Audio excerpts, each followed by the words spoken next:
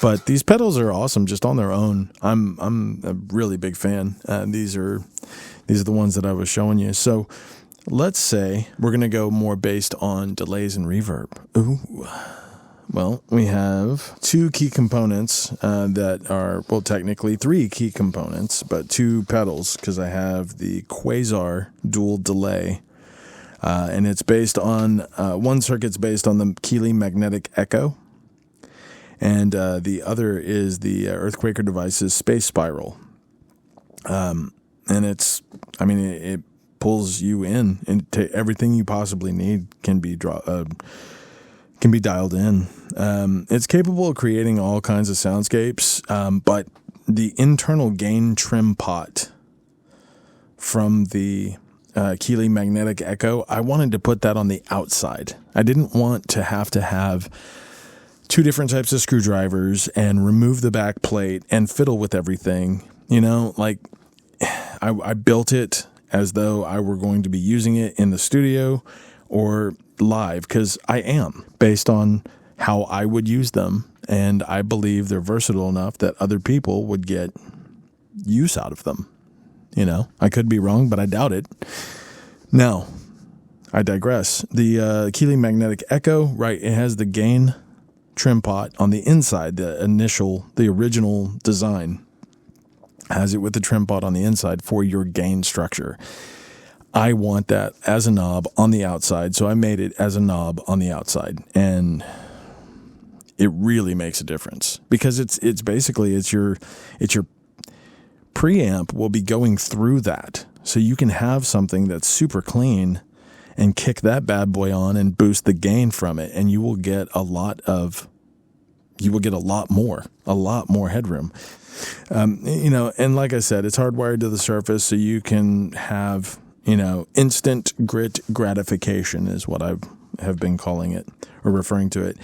Self-oscillation is a complete understatement. Like, the capabilities of this absolute monstrosity of a rabbit hole creator are relatively endless. On my dual enclosures, I keep two sets of ins and outs, and it's run on one power jack. So you can easily, if you decide that you want two different circuits, say you want the skeleton key as it was initially designed, where it's the compressor and the drive, it'll have two ins and two outs and only one power source, so that you can quite literally just take a patch cable and plug your guitar into whatever you want, whichever one you want to be first, and then take the patch cable from the out in to the second, and then your amp out or out to the next pedal, or whatever the case may be. That's going to be on every single dual circuit that I make. That's just, it's the most versatile, and it's the most modular, and that is what I do. That is my thing. That is my jam. So I'm a big fan of that, because in this prime example as the Quasar, I'm able to, it's a dual delay, but I have the reverb based off of the Earthquaker Devices Ghost Echo, and I've manipulated it a little bit here and there, and it is called the Sonorus, and it is a beautiful reverb. It doesn't disappoint, and it's super simple. It's three knobs, but in this case, the Quasar is a dual delay, and if I did not have my dual ins and outs, I would not be able to have the setup that I have right now, which is Quasar first circuit going out into the Sonorus reverb, and the out of the reverb back into the second delay of the Quasar. And that's going, send and return to its respective in and out. So, you know what I'm saying? Like, delay, reverb, delay. That's not common. But because the dual delay is so versatile, I'm able, with the ins and outs, to patch in this reverb in between the two circuits. Like, it's kind of the same thing. Modularity is my thing. It is, I pride myself on taking one thing and being able to do like 6 things with it.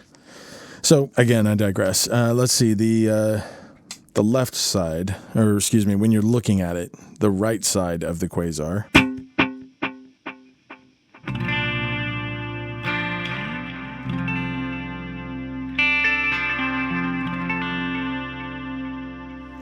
We have time, repeats, mix, so you can totally blend in how much of the effect.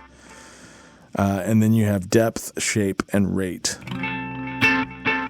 Now, on the other side of the Quasar, you have time, feedback, depth, speed, level, and now gain.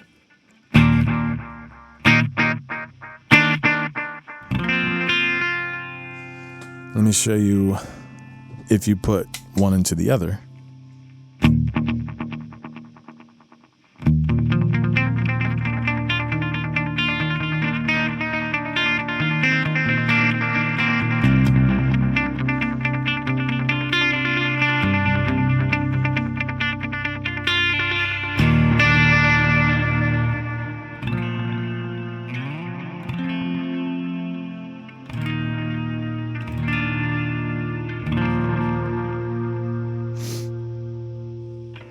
Now, if you were to add the Sonorus in between those two delays,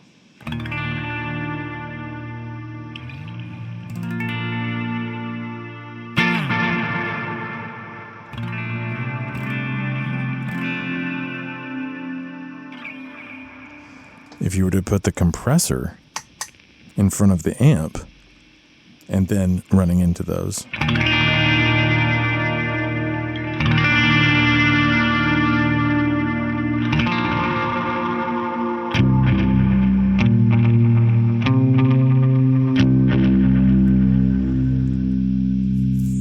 and here's where the gain knob really comes into play.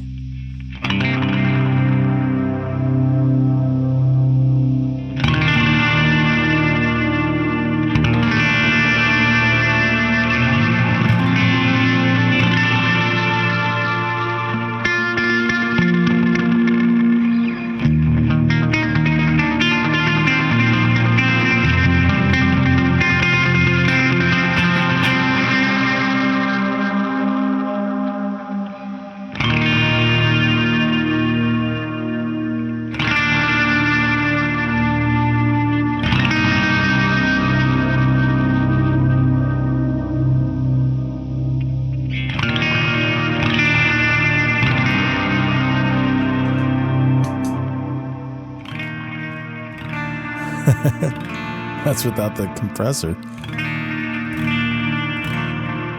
Now, I mean, can you use something else other than a compressor? Absolutely. Let's try a drive.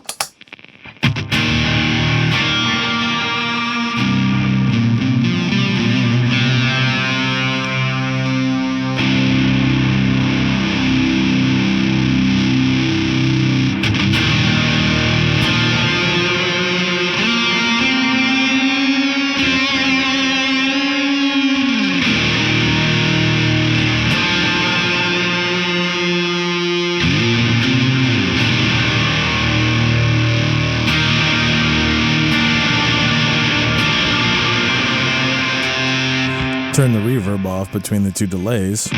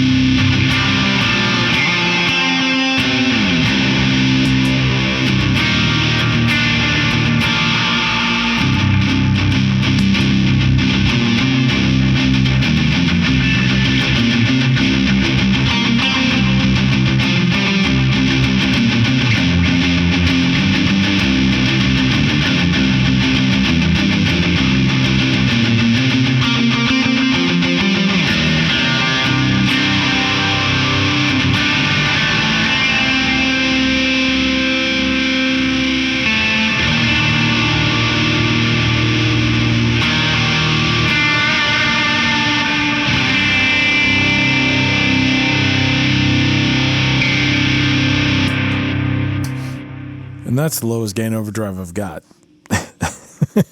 Just to throw that out there.